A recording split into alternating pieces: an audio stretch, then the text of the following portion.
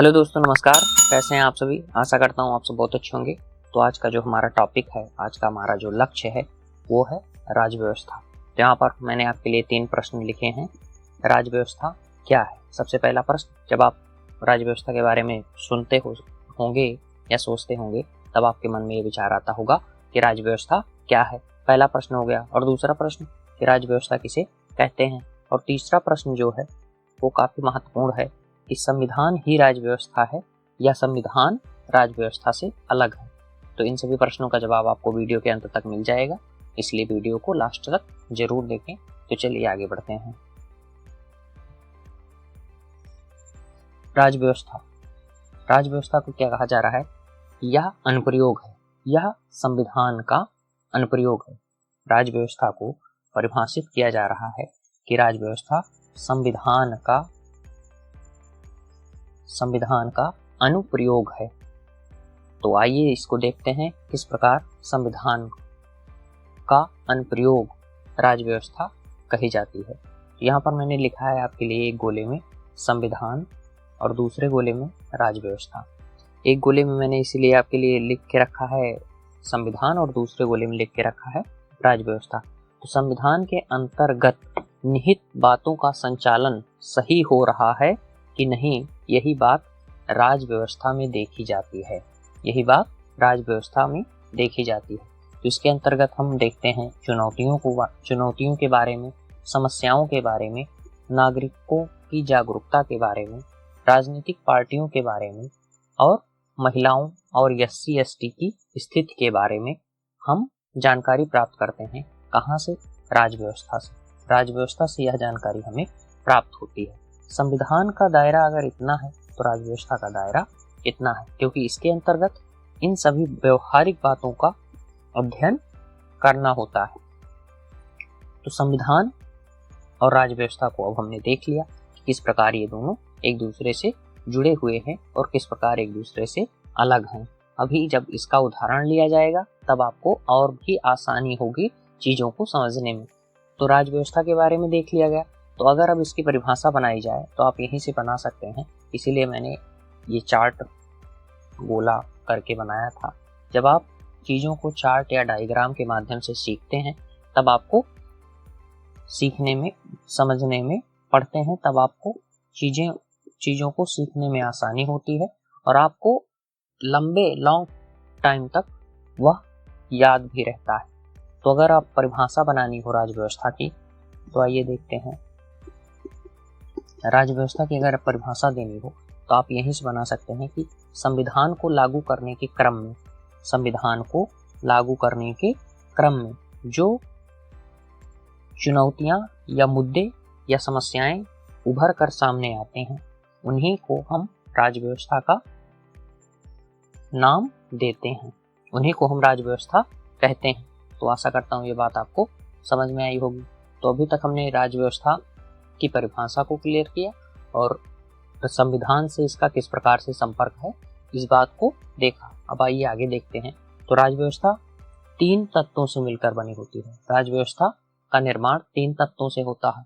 ये जो राज्य व्यवस्था है इसका आधार स्तंभ 3 होते हैं। पहला होता है संसद का कानून और दूसरा होता है न्यायालय के निर्णय और तीसरा होता है इसके अंतर्गत शामिल होती हैं संस्थाएं, जिनके बारे में हम आगे चर्चा करने वाले हैं। तो अब आइए देखते हैं कि क्या बातें हैं। अब यहाँ से आप उदाहरण के माध्यम से समझ पाएंगे कि संविधान क्या है और राज्य व्यवस्था क्या है। संविधान क्या है और राज्य व्यवस्था क्या है। तो देखिए यहाँ पर एक आर्टिकल लिया गया है, आर्टिकल 17, अनुच्छेद 17। अनुच्छेद 17 में कहा गया है कि अस्पृश्यता एक दंडनीय अपराध होगी। अस्पृश्यता एक दंडनीय अपराध होगी। यह बातें क्या है? ये सैद्धांतिक बातें हैं। ये सिद्धांत, ये क्या है? ये एक सिद्धांत है कि संविधान रूपी पुस्तक में इस बात का उल्लेख किया गया है। जो आर्टिकल 17 है उसमें कहा गया है कि अस्पृश्यता एक दंडनीय अपराध होगी।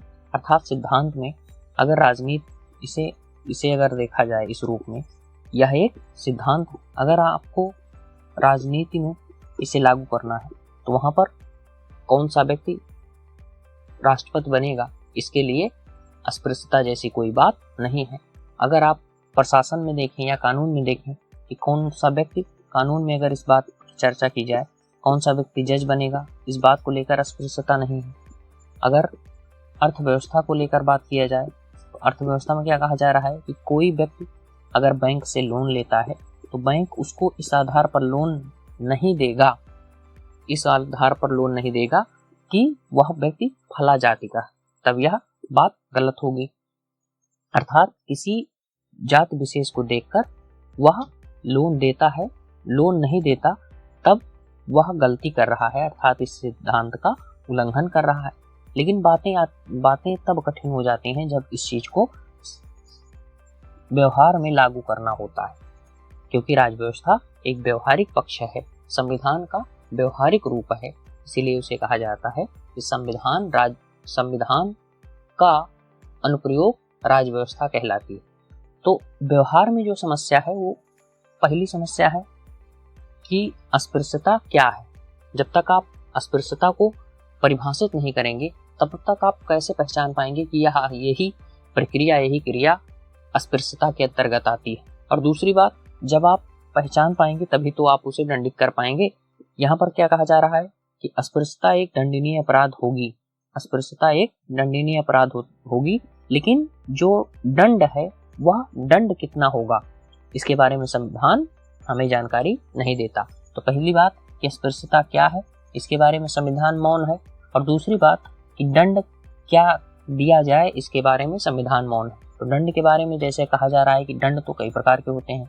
एक दंड हो गया कि आर्थिक दंड हो गया कि कुछ गलत काम किया और आपने उसके ऊपर जुर्माना लगा दिया कि 1000 रुपये तुमको देना है, तो 1000 रुपये दे के उसकी मुक्ति हो गई, मुक्त हो गया वो। एक दंड है कि आपने उसे जेल भेज दिया, कारावास कर दिया उसका।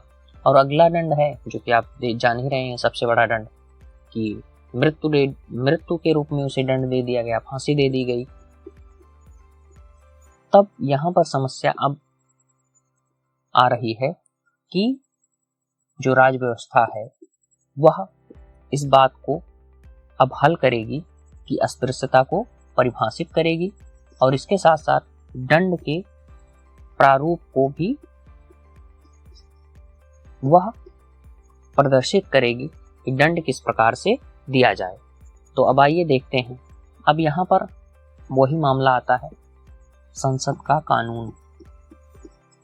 संसद का कानून, संसद का कानून किसमें शामिल है? संसद का कानून शामिल है राजव्यवस्था में, क्योंकि अभी हम देख चुके हैं कि राजव्यवस्था 3 प्रमुख आधार स्तंभों पर टिकी है, जिसमें सबसे नंबर 1 पर संसद का कानून है। जब संविधान की किसी भी प्रावधान की व्याख्या जटिल हो जाती है तो वहां पर यही 3 संस्थाएं उस समस्या का हल निकालती हैं। तो अब आइए देखते हैं संसद के कानून के बारे में। तो संसद का कानून जो है वो अस्पृश्यता, यहाँ पर संसद ने एक कानून बनाया, संसद ने यहाँ पर एक कानून बनाया जिसे कहा जाता है कि अस्पृश्यता निवारक अधिनियम 1955, अस्पृश्यता निवारक अधिनियम 1955। और यही कानून है जो अस्पृश्यता को परिभाषित करता है और इसके साथ साथ अस्पृश्यता में दंड के प्रावधान को भी परिभाषित करता है कि कोई व्यक्ति अस्पृश्यता करता है तो उसे किस प्रकार से दंड दिया जाएगा। तो फिलहाल हम उदाहरण समझ रहे हैं, जब अनुच्छेद 17 आएगा तब हम इसके बारे में विस्तार से अध्ययन करेंगे। तो अब इस समस्या व्याप्त थी, समस्या क्या व्याप्त थी? पहली समस्या थी कि अस्पृश्यता को परिभाषित करने वाली और दूसरी समस्या थी दंड देने वाली। तो इन दोनों समस्याओं का हल हमारी संसद ने निकाला। कहाँ से निकाला? कि अस्पृश्यता निवारक अधिनियम 1955 बनाकर, जिसका नाम बदल दिया गया था, नाम बदल दिया गया बाद में, वो सब बातें हम आगे देखेंगे कि 1976 में इसका नाम बदलकर नागरिक अधिकार संरक्षण अधिनियम कर दिया गया। फिलहाल वो सब बातें हम जब आर्टिकल 17 पढ़ेंगे तब वहां देखेंगे। तो मैं जिस चीज को समझाने की कोशिश कर रहा हूँ वो चीज आशा करता हूँ आपको समझ में आई होगी कि संविधान तो यह हो गया, ये पार्ट जो है ये सैद्धांतिक पार्ट संविधान हो गया, और ये जो व्यवहारिक पार्ट है इसको लागू करने में, इसीलिए वहां पर भाषा में बताया गया है कि इसे लागू करने में कहाँ गया, ये है, ये जो समस्याएं हैं, ये जो चुनौतियां हैं, चुनौतियों और समस्याओं के बारे में, नागरिकों की जागरूकता के बारे में जब हम अध्ययन करते हैं तब हम राज्य व्यवस्था के अंतर्गत शामिल हो जाते हैं। तब आगे देखते हैं। अब आगे एक प्रश्न के रूप में हम इस चीज को सीखने वाले हैं कि इच्छानुसार जीवन साथी चुनना एक फंडामेंटल राइट है, मतलब मूल अधिकार है। यह किस अनुच्छेद के अंतर्गत आता है? ये 2018 में ISPT में प्रश्न पूछा गया था। इसको यहाँ पर प्रदर्शित करने का मतलब यह है कि जो बच्चा केवल संविधान का अध्ययन कर रहा है वह इस प्रश्न को हल नहीं कर पाएगा। जो बच्चे संविधान को पीकर एग्जाम हॉल में गए थे उनसे यह प्रश्न हल नहीं हो पाया, क्योंकि वह केवल संविधान का अध्ययन कर रहे थे। इसीलिए मैंने शुरुआती दौर में जब पहला लेक्चर हुआ था तभी मैंने आपसे कहा था कि हमें संविधान और राज्य व्यवस्था का अध्ययन करना है, हमें केवल संविधान या केवल राज्य व्यवस्था का अध्ययन नहीं करना है। तो इच्छानुसार जीवन साथी चुनने का अधिकार किस अनुच्छेद के अंतर्गत आता है? तो इसका राइट आंसर होता है अनुच्छेद 21। तो अनुच्छेद 21 के बारे में जानते हैं। तो ये जो मैंने आपको प्रश्न आपके समक्ष रखा, इससे आपको यह बात जरूर क्लियर हुई होगी कि हाँ, हमें संविधान के साथ राज्य व्यवस्था का अध्ययन जरूर करना चाहिए। संविधान पढ़ करके आप ऐसे प्रश्न को हल नहीं कर सकते। अब आइए अपने मूल टॉपिक पर आ जाते हैं। मूल टॉपिक है आर्टिकल 21। आर्टिकल 21 का अध्ययन नहीं करने जा रहे हैं हम केवल उदाहरण के रूप में इस चीज को समझ रहे हैं। आर्टिकल 21 में बताया जा रहा है कि जीवन का अधिकार है। तो जीवन का अधिकार कैसे है, ये सब चीजें तो हम आर्टिकल 21 में पढ़ेंगे। यहाँ पर लेकिन एक बात, गरिमा पूर्ण जीवन, यहाँ पर गरिमा पूर्ण जीवन के बारे में चर्चा की जाती है। तो आइए अब अपना जो टॉपिक है उसको समझने की कोशिश करते हैं। यहाँ पर है मेनका गांधी बनाम भारत संघ। यह एक मामला आया था 1978 में।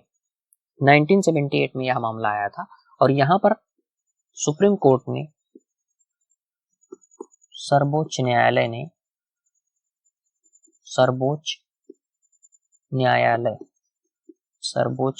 ने इस केस में कहा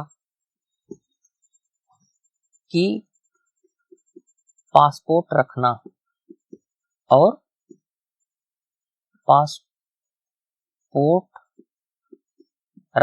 और विदेश यात्रा करना ये शामिल है। किसके अंतर्गत? इसको शामिल किया गया है मूल अधिकार के अंतर्गत। आशा करता हूँ ये बात आपको समझ में आई होगी। और दूसरा जो मामला है, यहीं से वो इच्छा अनुसार जीवन साथी चुनने का सिद्धांत उभर कर सामने आया। शक्ति वाहिनी केस 2018 और 2018 में प्रश्न भी पूछ लिया गया। तो यहाँ पर क्या है, इस केस का अध्ययन नहीं कर रहे हैं हम। इस केस के बारे में विस्तार से अध्ययन हम आर्टिकल 21 के अंतर्गत करेंगे, लेकिन यहाँ पर केवल हम उदाहरण के द्वारा इस चीज को समझ रहे हैं कि संविधान और राज्य व्यवस्था किस प्रकार एक दूसरे से अलग हैं और इनका किस प्रकार से जुड़ाव है।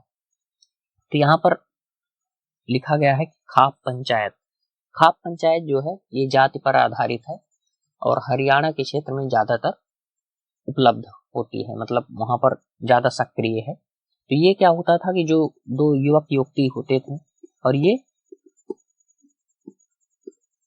अगर विवाह करना चाहें तो अगर विवाह कर भी लेते थे तो ये जात पर आधारित थी।